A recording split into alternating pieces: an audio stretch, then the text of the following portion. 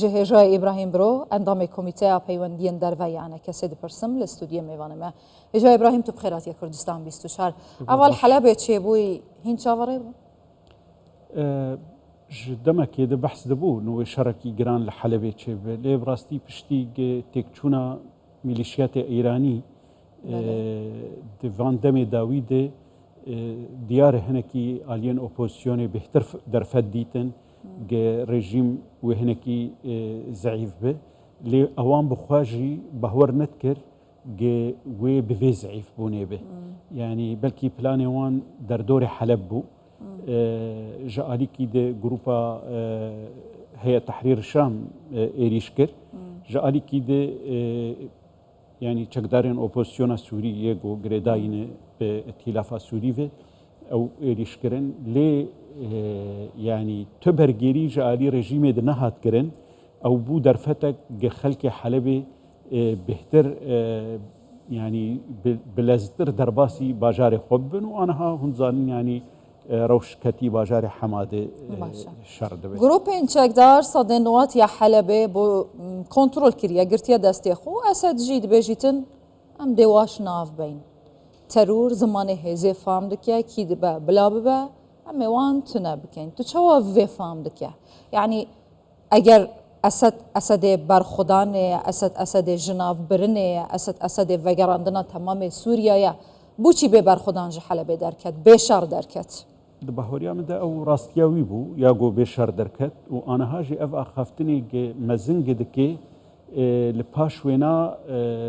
yani nama belkî rê dike ji Tirkiye re ji welatên Rojavayî re hinekî ber bi çareseriya siyasî dikare bi qebûl bike yani ev êrîşa gilser yani Heleb hat kirin û Hema hat kirin û berê xwe dane Hems yani bêhtir Bişar el-Esed mecbûr dike gihinkî li çareseriya siyasî بۆچی bersiva Rûsya qelis bû hêjayê İbrahim Birû bûçî qelse heta nûke Rûsya berî niha jî gelek cara ji Bişar el-Esed xwastî çareseriya siyasî beşdar bibe û li gel yani UN karibin ew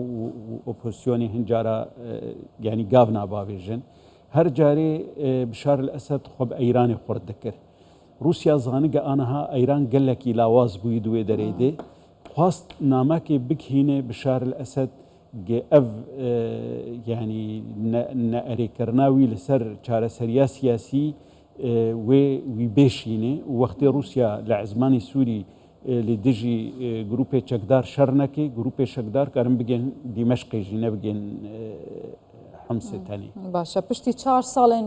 nîmçe bêdengiyê li Sûriya eva ku çêbûyî dibe du mahîka Esed bahoriya min de yani hinekî aniha piştî şerê Geza û şerê Libnan li Hizbullah hinekî rewşa Sûrî dikeve berçava de gerek çareserîk bêdîtin yani Sûrî bimîne di halekî fewda de û çar îdare li hundirê Sûriyê de hebin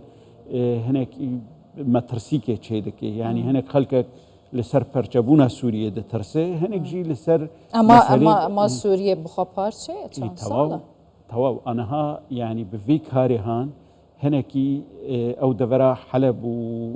Idlib yani cuda bûn ji hevdû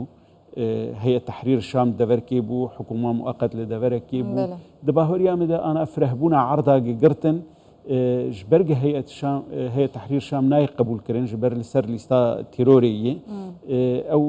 hinekî dibe hêza opozisyonê xurt bibe yani dibin masêre yani opozisyon karibe bêhtir agê mu'terefê agê girêdayî heyet tefawut de wê kaxetê wê xurttir bibin li ser masa danûstendinê li hember rejîmê ji ber bi vê halê yani îro dibe zêdî nîvê Sûrî nedibin destê rejîmê de bi taybet rewş li başûrî Sûrî li Swêda û Der'a jî yani rewş nedibin dibe ku li wê derê jî şerek çêbe yan jî xelk sivîl rabine ser xwe ana li Swêda bêhtirî salekê xelk sivîl rabûn xwe pişandan atken lê me bestam çek çek mumkine li Der'a ji ber berê çek hebû destê xelkê de lê Rûsya ala esas rêkeftinek di navan û rejîmê dikir rejîmê bin pê kir ew rêkeftina han yani eyî kêlî دبق أو خلقية درعا جاركي دن بتشكشي رابن. جای ابراهیم برو چما ترسیاوان پیش هاتان لسر کردان هیا به تایبەتی ئەنگەر ئەم ناوچەین کوردان بێژن ڕۆژاوای کوردستانی باکووری ڕۆژهەڵاتی سووریە هەسەدێ هەندێک گەڕەکێن کوردان لە حەلەبێ گرتینە دەرست پیش هات به تایبەت لسر کردان ممکنە چ بن؟ أنا كرد يعني هم لحلب وللشهبة گور ایرو آخافتنی ریوبریه و او ما گهدار کر هنک ما ترسی چه دبه یعنی باشترین او دبیجن امیل برخو بدن و امیل شرعی چکدارا بکن ای باشه روسیا و رژیم يعني جوی داری هاتن کشاندن يعني کرد مجبورن جبدیلا رژیم شرع اپوزیونی بکن کرد جبدیلا رژیم شر بکن یعنی جبو ورگرتنا حلب ده شر بکن تمام انا ورگرتنا حلب نممکنه كرد دستي خواخن كرد راسته للشيخ مقصود واشرفيه ولهلو كل بستان باشا كان حاراتي حلبي هاني لكرد هجماركي راسته بلكي 200,000 بهتري 200,000 هاني لحلب باجاركي مزنه وبوزيون و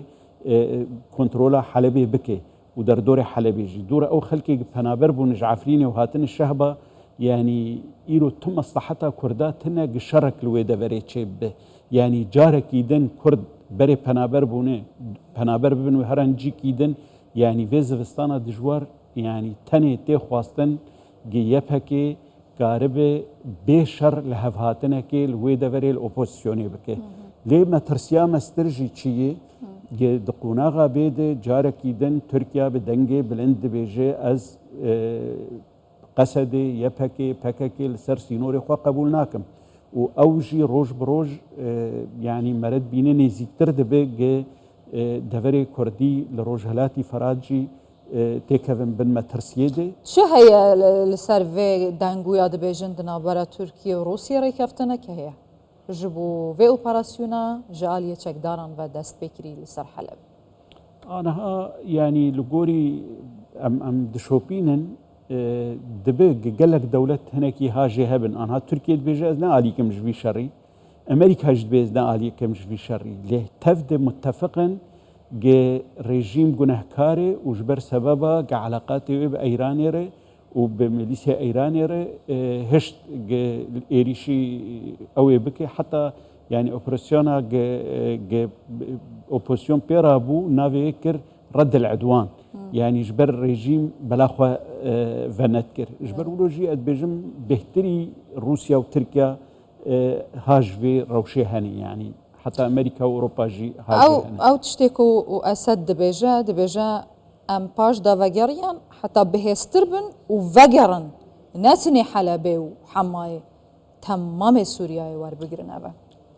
امكان تدايا هم بيجن حلبي دور نچه باور ناكم يعني ايروغ يعني روس لسر عرضي تنانه روس كارن لعزمانا آلية رجيمي كن للسر عرضي قوة رجيمي بأيراني بو بميليشياتي عراقي ولبناني بون زينبيون وفاطميون وأف هزن شيعة مذهب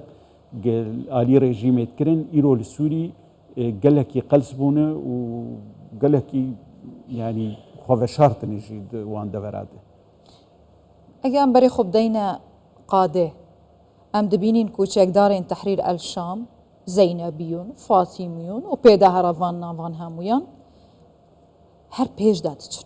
هزک تنه پیش یوان بگیره اوانا چه آرمانجا و حتی کداری دیچ انا يعني ين هي تحرير الشام او حما درباسي هنك دفري حما بون هنك حما درباس كرينه بله لي سينورك جوار هي كيوي سنوري ددانا او سينور يعني هنكي وكنا في دولتي جي ناس كرين دهندري سوريا ديجي وروسيا جي مصلحه روسيا لساحل سوريا يعني لدفر حلب وحما تنه جبر ولو جيرد بيجن سوريا المفيده سوريا المفيدة آقا ريجيم بايتخت دستيوي دابو ساحل دستيوي دابو دناف دجي باجاري مزن حمص يعني او دستي ريجيم دبمينه يانا روجهلاتي فراد دستي قس هديدي وامريكي الوي دارينه وباكوري سوري انا بتمامي كدستي اوبوزيوني دي باكوري روجافا والباشوري سوري جي كنترولا ريجيمي لسر درعا وسويدا قالك ضعيفة جبر ولو إيرو ماي سوريا المفيدة بري ريجيمي أفنافلي ذكر أنها أو تاني وبرجيريد برويد بكرين يعني ريجيم جي وروسيا جي ودفري بخورتي بباريس سباروجا سوريا تشيا دستك هدايا أولا تهردي بارشا كري بمينا يانجي ممكن شركة مزنترين بيشي شوراشا سوريا كي يك قرتي يك أخ يك بارشا يك ريفبر يك حكم بهر حالي سوريا وقت بري 2011 فناقرة ليد عيني وقت جي دفي قناغا تيج يعني إيرو كنترول كرنا حماس وحزب الله هاتي كرن يعني سينور جوار هاتي دانين ديارك صالاتي وهنك چاره سري جروشا سوريا رجي دبن بريارا ناف دولتي ده حلكي سياسي لسر رجيم سوري فرض يعني دي رجيم حرب منا ما بس تتأوى أنا أف رجيم دبينه شكلوي تي جوهرتن ناي جوهرتن ليه چاره سريا سياسي دبيجي دبي مرحلة كي وجهز لسوري تشيبه ودستورك بدانين وهالبجارتن تشيبه وآلين ناف دولتي ضغطك قلكي مزن بكن اما امكان تدا افهم ولات ناف نتوي افهزن چك دارن جور بجور بهنا تنكرن وبهنا درخستن جو سوريا اشتي ضعيف كرنا ايراني هنكي امكانا يعني بلا سر سوريا همو ايران بيغمان جد روجا بيشيده ايران لكيلكا رجيم بخورتي نسكني با وميليشيات خب خورتي درباس نكربايا رجيم قلكي ضعيف روسيا لكودره روسيا وك ما جو برجوانديه وين نوك برجوانديه ايران يعني ايران دخوازي ولاتي قتيك هبي وبهج ميرن يعني عراق بسوري بلبنان بيمن دخوازه حرتش بندستوي ده وجهرتني ايديولوجي بك روسيا مصلحتك وهي جل سوريا كوتا روسيا دخوازه ايران جو سوريا دركبه بيقوا مان او حلفك بون لان كيف روسيا ايرو ايران ضعيف بويه روسيا مصلحة خوب ناك قربان جبو ايراني وجبو بشار حتى الاسد اسد ما با ايران جي لسوريا نامينا كنترول دبي ضعيف دبي يعني ايرو كاني يعني هجر ايران ايرو لسوريا هبا ميليشيات ايراني هذه اوبوزيسيون نكاريبون بفي لازي درباسي حلب اما هنا بس نما يعني جبر ايريش اسرائيل قال لك لاوازبون يعني دوی سروبنده ده هندک شروع بویه که دچن افشاره هم ممکنه با آوای کی دبرجواندیا کردان دا و حتی کرد بهزبن ممکنه سيناريو ده هنا قلتن ممکنه کرد لجهه رژیم اسد شر بکن بو بدس خستنا حلب و حمایه پاشی رکفتنه که سیاسی چه به هون چه پیش بینید کم بکرتاسی از دوی دورده تو هویا نبینم گو کرد کاربن حلب و حمد دست خوخن کرد کاربن دوری خواه یه تایبت دوری کردی یه گل سر سینوره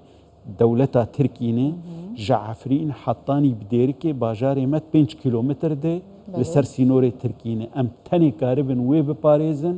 او سركفتنا قلك يمزنش كردار جنهيلن خلقي ماي ججه خدر كذا بوهي في هجا ابراهيم برو اندام كوميتا بيواندين دربي انا كسي خيراتي زور سپاس